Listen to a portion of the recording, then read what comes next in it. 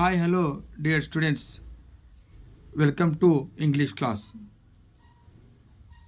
Now we are going to the best topic of English grammar, parts of speech. Parts of speech is one of the important topics in English grammar. Parts of speech. Dear students, now we are going to learn the topic of parts of speech. Parts of speech ಅಂದ್ರೆ ಕನ್ನಡದಾಗ ಏನಂತಾರಪ್ಪ ಅಂದ್ರೆ ಶಬ್ದದ ವಿಧಗಳು. What is the meaning of parts of speech? What is the meaning of parts of speech ಅಂದ್ರೆ ಒಂದು ಪ್ರಶ್ನೆ ನಮಗೆ ಇಲ್ಲಿ ಬರುತ್ತೆ. ಏನಪ್ಪ ಅಂದ್ರೆ ಪಾರ್ಟ್ಸ್ ಆಫ್ ಸ್ಪೀಚ್ ಅಂದ್ರೆ ಏನ್ರಿ? ಪಾರ್ಟ್ಸ್ ಆಫ್ ಸ್ಪೀಚ್ ಅಂದ್ರೆ what is the meaning of parts of speech? ನಾವು ಶಬ್ದದೊಳಗೆ ನೋಡ್ರಿ ಅಂದ್ರೆ ಆ ಪಾರ್ಟ್ಸ್ ಆಫ್ ಸ್ಪೀಚ್ ಇರುವಂಥ ಶಬ್ದ ಅಂದ್ರೆ ಪಾರ್ಟ್ಸ್ ಅಂದ್ರೇನ, ಸ್ಪೀಚ್ ಅಂದ್ರೇನ. ಇಲ್ಲಿ ನಾವು ನೋಡಿದಾಗ parts means that kinds, parts means that kinds, speech means that word. Parts means that kinds, speech means that word. Parts ಅಂದ್ರೆ ಏನಪ್ಪ ಅಂತಂದ್ರೆ ಕೈಂಡ್ಸ್, ವಿಧಗಳು. ಸ್ಪೀಚ್ ಅಂದ್ರೆ ಅರ್ಥ ಏನಪ್ಪ ಅಂತಂದ್ರೆ ವರ್ಡ್, ಶಬ್ದ. ಅಂದರೆ ಶಬ್ದದ ವಿಧಗಳು, ಶಬ್ದದ ವಿಧಗಳು. Parts of speech means that ಶಬ್ದದ ವಿಧಗಳು. It meant that kinds of word, ಶಬ್ದದ ವಿಧಗಳು. Dear students, when we look at the statement of the meaning of the parts of speech in English language, when we look at the statement of the meaning of the parts of speech in English language ಅಂದರೆ ವಿದ್ಯಾರ್ಥಿಗಳೇ, ನಾವು ಈ parts of ಸ್ಪೀಚ್ದ ಅರ್ಥವನ್ನು ಹೇಳಿಕೆಯೊಳಗೆ ನೋಡ್ರೆ, ಹೇಳಿಕೆಯಲ್ಲಿ ನೋಡಿದರೆ ಏನಪ್ಪ ಅಂದ್ರೆ ಸ್ಟೇಟ್ಮೆಂಟ್ ಅಂದರೆ ಹೇಳಿಕೆ.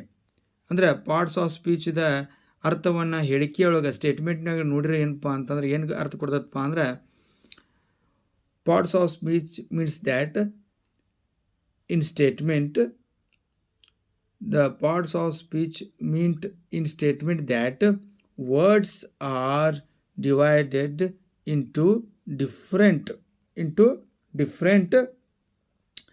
kinds according to we are using them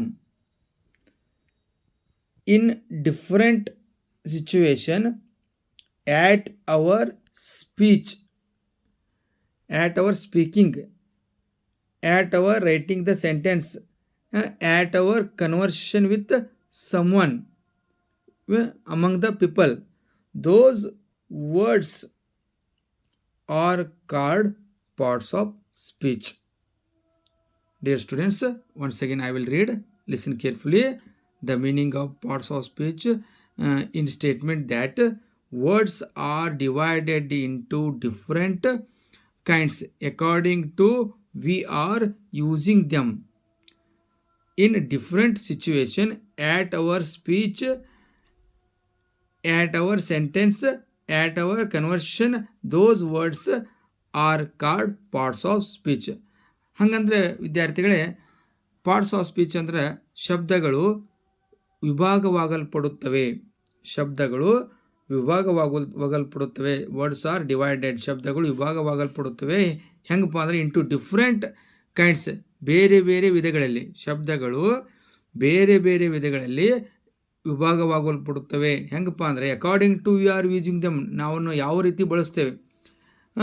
ಹೆಂಗಪ್ಪ ಅಂದರೆ ಬೇರೆ ಬೇರೆ ಸಂದರ್ಭಗಳಲ್ಲಿ, ಇನ್ ಡಿಫ್ರೆಂಟ್ ಸಿಚುವೇಶನ್ ಅಂದರೆ ಬೇರೆ ಬೇರೆ ಸಂದರ್ಭಗಳಲ್ಲಿ ಶಬ್ದಗಳು ವಿಭಾಗವಾಗಲ್ಪಡುತ್ತವೆ ನಾವು ಬಳಸುವ ರೀತಿಯಲ್ಲಿ.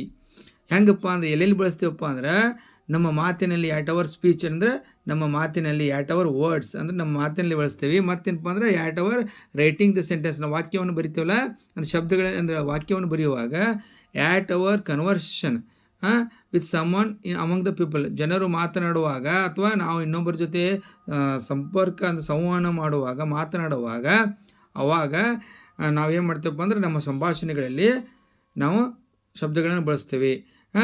ದೋಸ್ words are called parts of speech. ಅಂದರೆ ಶಬ್ದಗಳು ಬೇರೆ ಬೇರೆ ಅಂದರೆ ಇಂಗ್ಲೀಷ್ ಭಾಷೆಯಲ್ಲಿ ಬೇರೆ ಬೇರೆ ಶಬ್ದಗಳು ಬೇರೆ ಬೇರೆ ಸಂದರ್ಭಗಳಲ್ಲಿ ಬೇರೆ ಬೇರೆ ರೀತಿಯಾಗಿ ಬಳಸೋದಕ್ಕೆ ಏನಂತ ಕರೀತಾರಪ್ಪ ಅಂತಂದ್ರೆ ಅದಕ್ಕೆ ಪಾರ್ಟ್ಸ್ ಆಫ್ ಸ್ಪೀಚ್ ಎಂದು ಕರೀತಾರೆ. ಅಂದರೆ ಶಬ್ದದ ವಿಧಗಳು. ಇಂಗ್ಲೀಷ್ ಭಾಷೆಯಲ್ಲಿ ಹಲವಾರು ಶಬ್ದಗಳಿದಾವೆ. ಆ ಒಂದೇ ರೀತಿ ಎಲ್ಲ ಶಬ್ದಗಳನ್ನು ಒಂದೇ ರೀತಿ ನಾವು ಬಳಸೋದಿಲ್ಲ. ಅಂದರೆ ನಮ್ಮ ಮಾತಿನಲ್ಲಿರ್ಬೋದು, ನಮ್ಮ ಕೆಲಸದಲ್ಲಿ ಅಂದರೆ ನಮ್ಮ ಮಾತಿನಲ್ಲಿರ್ಬೋದು, ಆಮೇಲೆ ನಮ್ಮ ಬರವಣಿಗೆಯಲ್ಲಿ ಇರ್ಬೋದು ಮತ್ತು ನಮ್ಮ ಸಂಭಾಷಣೆಗಳಲ್ಲಿರ್ಬೋದು. ಅವುಗಳಲ್ಲಿ ಬೇರೆ ಬೇರೆ ಶಬ್ದಗಳನ್ನು ಬೇರೆ ರೀತಿ ಬಳಸೋದಕ್ಕೆ ಏನು ಮಾಡ್ತೀವಿ ಅಂದರೆ ನಾವು ಪಾರ್ಟ್ಸ್ ಆಫ್ ಸ್ಪೀಚ್ ಎಂದು ಕರೆಯುತ್ತೇವೆ. ಅಂದರೆ ಶಬ್ದದ ವಿಧಗಳೆಂದು ಕರೆಯುತ್ತೇವೆ. Dear students, parts of speech ಇದರ ಅರ್ಥವನ್ನು ಕನ್ನಡದಲ್ಲಿ ಹೇಳುವುದಾದರೆ ಶಬ್ದದ ವಿಧಗಳು ಎನ್ನುವರು.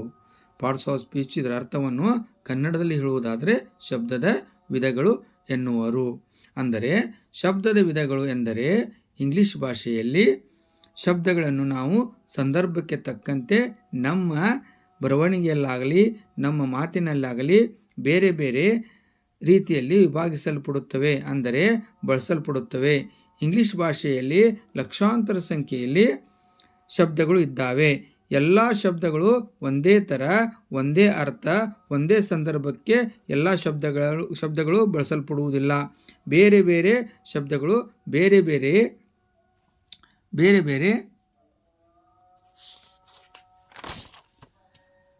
ಬೇರೆ ಸಂದರ್ಭಗಳಲ್ಲಿ ತಮ್ಮದೇ ಸ್ವಂತಿಕೆಯ ಹೆಸರಿನೊಂದಿಗೆ ಮತ್ತು ಅರ್ಥದೊಂದಿಗೆ ಬಳಸಲ್ಪಡುತ್ತವೆ.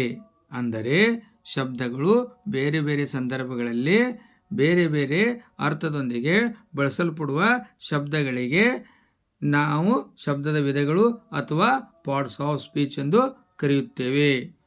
ವಿದ್ಯಾರ್ಥಿಗಳೇ, ಅಂದರೆ ನಾವು ಇದನ್ನು ತಿಳ್ಕೊಬೋದು. ಅಂದ್ರೆ ಇದರ್ಥ ಏನಪ್ಪ ಅಂದ್ರೆ ಶಬ್ದಗಳು ಬೇರೆ ಬೇರೆ ಸಂದರ್ಭಗಳಲ್ಲಿ ಬೇರೆ ಬೇರೆ ಅರ್ಥದೊಂದಿಗೆ ಬಳಸಲ್ಪಡುವ ಶಬ್ದಗಳಿಗೆ ನಾವು ಶಬ್ದದ ವಿಧಗಳು ಅಥವಾ ಪಾರ್ಟ್ಸ್ ಆಫ್ ಸ್ಪೀಚ್ ಎನ್ನುತ್ತೇವೆ. ವಿದ್ಯಾರ್ಥಿಗಳೇ, ನೀವು ಅರ್ಥ ಮಾಡ್ಕೋಬೋದು. ಅಂದರೆ ಪಾರ್ಟ್ಸ್ ಆಫ್ ಸ್ಪೀಚ್ ಅಂದ್ರೆ ಅರ್ಥ ಏನಪ್ಪ ಅಂದ್ರೆ ಶಬ್ದದ ವಿಧಗಳು.